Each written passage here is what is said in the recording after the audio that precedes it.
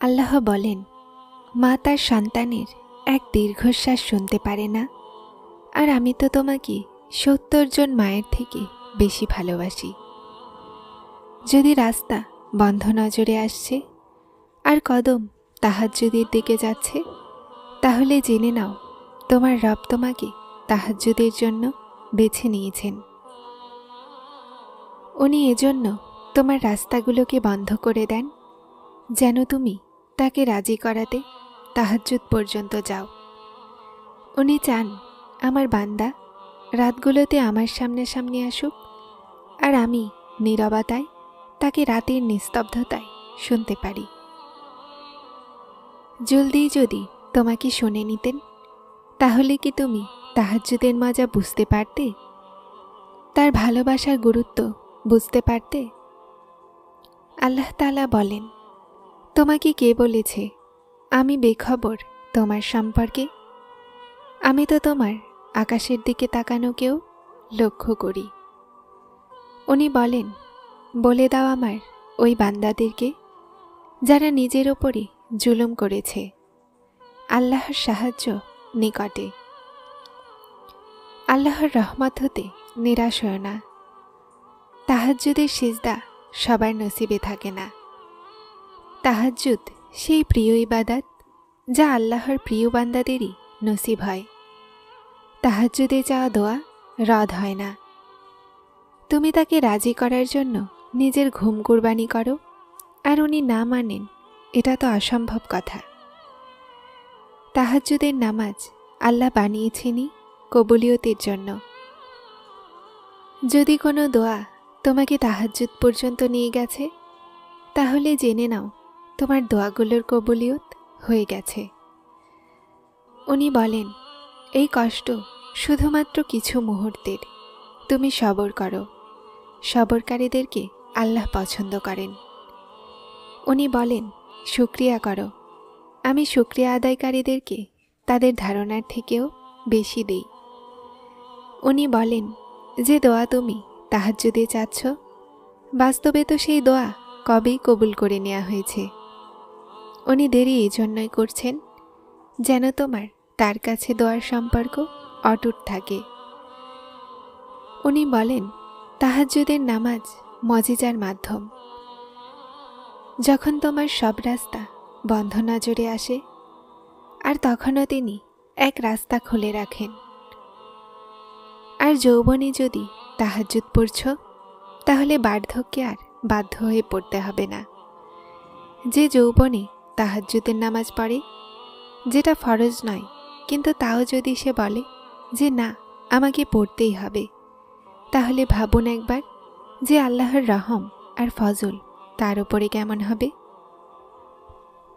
আল্লাহ নিজে বলেন, ঘুমের অবস্থায় যে তাহাজ্জুদ পড়ছে আর তার ঘুম কুরবানি করার কারণে আল্লাহ বলেন, যা কিছুই সে চেয়েছে আমি তাকে দিয়েছি, কারণ সেই ওয়াক্ত শুধু আল্লাহর।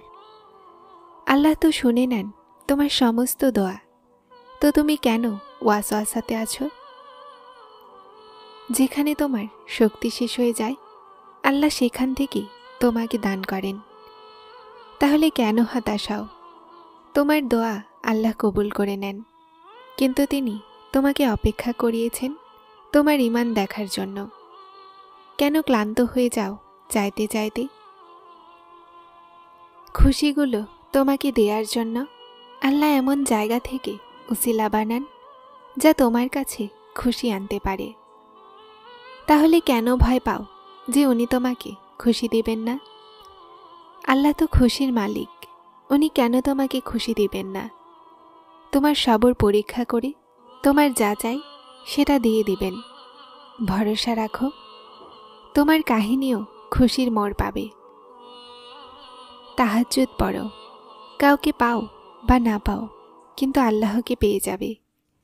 আর তোমার জন্য আল্লাহকে পেয়ে যাওয়া কি যথেষ্ট নয়?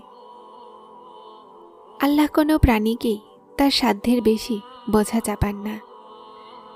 যদি চাও তুমি তোমার প্রতিটা দোয়ার কবুলিয়ত, তাহলে যা হচ্ছে সেটাতেই রাজি হয়ে যাও। মানুষের দেয়া ধোঁকা আর প্রতারণায় রাজি হয়ে রবের ভালোবাসায় গুম হয়ে যাও। তুমি সব ভুলে হেসে শুধু নিজের প্রতি গুম হয়ে যাও। কষ্টের পরে মজেজা হয়, যা তোমাকে তাহাজ্জুদের দিকে নিয়ে যায়। আল্লাহ না চাইলে তুমি চাইতেও পারবে না। তোমার চাওয়াই তোমাকে তোমার রবের সাথে মিলিয়ে দেয়। তাই কখনো নিরাশ হও না তোমার আল্লাহর ওপরে। উনি যখন দিতে শুরু করবেন তো তুমি সামলাতে পারবে না। আর আল্লাহ তোমার দোয়াগুলোর নসিবকে হারতে দেন না। আল্লাহর ওপরে ছেড়ে দেয়া বিষয়গুলোতে এতটা চিন্তিত হও না। উনি কাদির, উনি তার নিজের কাজ সম্পূর্ণ করেই ছাড়েন। কবুলিয়তের ওয়াদা করেছেন তো তিনি তা পূরণও করবেন। তুমি তোমার কাজ করো, অর্থাৎ বিশ্বাস আর আল্লাহর ইবাদত। যাদের তকদিরের ওপরে বিশ্বাস থাকে তারা নিজের ওপরে নাজিল হওয়া বিপদে ভয় পায় না। যখনই তুমি চাও যে তোমার দোয়া আরশ পর্যন্ত পৌঁছাক আর কবুল হয়ে যাক, তো প্রথমে নিজের পিতামাতার জন্য দোয়া করো।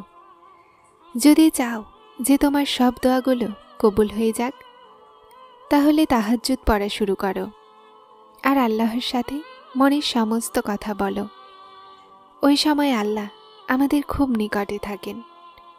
আর যদি তোমার নসিবে উত্তম হয়, তাহলে তোমার তাহাজ্জুদের দোয়ার কারণে তুমি জলদি সেটা পেয়ে যাবে যেটার অপেক্ষায় তুমি আছো, যেটার জন্য তুমি কাঁদো, যে জন্য তুমি রাতগুলোতে উঠে উঠে দোয়া করো।